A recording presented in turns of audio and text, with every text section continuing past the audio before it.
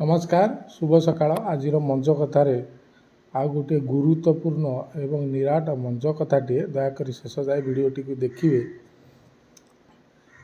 पूर्वर भारत सरकार आपण मानक उजाला गैस माध्यम 12टी सब्सिडी गैस प्रदान करुले एवं यही सब्सिडी आकार में आपण को 312 टंकारु 13 टंका लेखाए आपण खाता को आसूला। यही किछि दिन हब भारत सरकार यही सब्सिडी गैस 12 बदल 9 को कमाई देइचंती।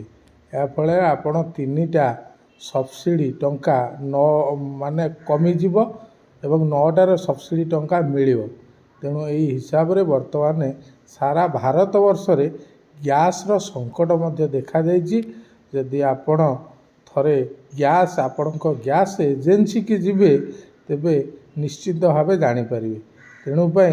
तेणु आपण मैंने पुणी काठ चुली रे रोषेई करिवार अभ्यास आरंभ कर दियंतु। एथि सहित साइकल मध्य चलेबा आरंभ करंतु, कारण पेट्रोल सामग्री एवं गैस सामग्री हुए तो आउ युद्ध जदि लगी रुहे ताले आउ किछि दिन परे हुए तो यार संकट देखा देव।